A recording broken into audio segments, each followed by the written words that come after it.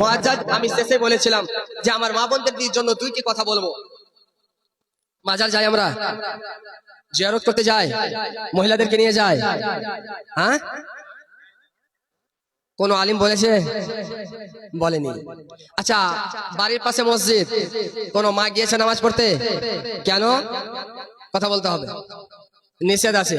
ওই মাজারে যখন নিয়ে যান তখন কে যাই বলেছে? ওটাও তো নিষেধ করা হয়েছে, তাই না? আমি ওই জন্য প্রথমেই বলেছিলাম মা বোনদের কিছু কর্ম রয়েছে, কিছু কর্মের জন্য আমাদের সুন্নিয়াত বদনাম, সুন্নিয়াত বদনাম।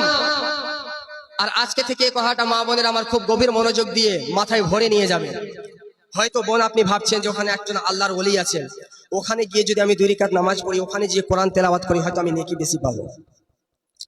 ইমামে আহলে সুন্নাতকে জিজ্ঞাসা করা হলো মহিলারা কি কবর জিয়ারত করতে যেতে পারবে? ইমামে আহলে সুন্নাত বলছেন যেতে পারবে কি পারবে না দূরের কথা, কোনো মহিলা যদি যায় গুনাহ কত হবে এটা আগে জানেন। আল্লাহ রাসূল সাল্লাল্লাহু আলাইহি ওয়াসাল্লাম বলেন ওই মহিলার প্রতি আল্লাহর অভিশাপ, যারা দূর সফর করে জিয়ারত করতে যায়, তো ওই মহিলা যখন নিজের বাড়ি থেকে বেরিয়ে গেল জিয়ারত করার উদ্দেশ্যে, যতক্ষণ পর্যন্ত নিজের বাড়ি ফিরে না আসবে ততক্ষণ পর্যন্ত আল্লাহর ফেরেশতার অভিশাপ সেই মহিলার প্রতি পড়বে। বোন আপনি চান ওই সারা দিন আল্লাহর ফেরেশতারা আপনার প্রতি লানত বর্ষিত করুক, অভিশাপ করতে থাকুক? আপনি চান ভাই যে আপনার বোনের প্রতি করুক, আপনার স্ত্রীর প্রতি করুক, আপনার মায়ের প্রতি করুক? যদি আপনি না চান, যদি আপনার মেয়ে যেতে চায় আপনাকে নিষেধ করতে হবে, আপনার বোন যদি যায় আপনাকে নিষেধ করতে হবে, আপনার স্ত্রী আপনাকে নিষেধ করতে হবে।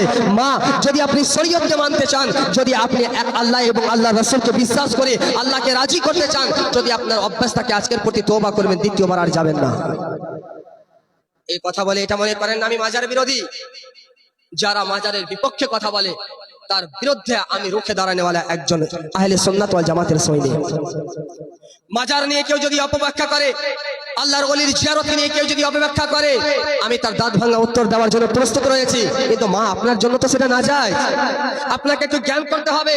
আমার রাসূলে কায়নাত বলছেন যদি কোনো সন্তান তার মা বাবার কবর জিয়ারত করতে যায় শুক্রবারের দিন, রাসূলে কায়নাত সাল্লাল্লাহু তাআলা আলাইহি ওয়াসাল্লাম বলেন আল্লাহ তাবারাক ওয়া তাআলা তার মা বাবার কবরের আযাবকে হালকা করে দেয়। মহব্বতে বলেন না সুবহানাল্লাহ। আমার প্রশ্ন হলো মা, আপনাদের কি মা নেই? আপনাদের কি ভাই নেই? আপনাদের কি বাবা নেই? কোনদিন তো আপনি আপনার বাবার কবর জিয়ারত করতে যাননি, কেন? আপনাকে অনুমতি দেয়নি তাই? পুরুষ গিয়েছে কেন? অনুমতি আছে তাই। বলার উদ্দেশ্য হলো মা আমার, আজ যদি আমি কোনো আল্লাহর ওলির মাজার জিয়ারত না করতে যাই আমার কোনো গুনাহ হবে না। আপনি আপনার বাবার কবরে যদি জিয়ারত না করতে যান তো আপনি আপনার বাবার এই যে এই কাজটা করলেন না, তো আপনি আপনার পিতামাতার অবাধ্য সন্তান হলেন।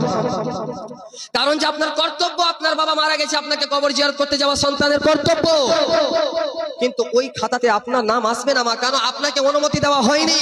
আপনাকে বিবেক করা দরকার। বাড়ির পাশে মসজিদ, আমার যাওয়ার অনুমতি নেই, বাড়ির পাশে কবরস্থান, আমাকে যাওয়ার অনুমতি নেই, তাহলে শরীয়তে এত দূর আমাকে কিভাবে আমাকে অনুমতি দেয়? ওলামায়ে কেরাম বলছেন আপনার ভালোর জন্য, আপনার ভালোর জন্য আপনি এটা শিক্ষা গ্রহণ করে আজকের পর কখনো মাজারে যাবেন না। এটাতেই আপনাদের কল্যাণ। আপনারাও প্রতিজ্ঞা করবেন ভাই, আপনাদের স্ত্রীদেরকে নিয়ে যাবেন, কথা বলবেন, নিয়ে যাবেন কেউ না। আমরা পরিচিত আহলে সুন্নাত ওয়াল জামাত, যেটা আমাদের আহলে সুন্নাত ওয়াল জামাত শরীয়ত আমাদেরকে নিষেধ করেছে, ইনশাআল্লাহ আমরা পালন করব কি করব না? কথা বলেন ভাই, পালন করব না? আজকের পর থেকে গ্রামের কোনো মহিলাকে মাজারে নেওয়া যাব না।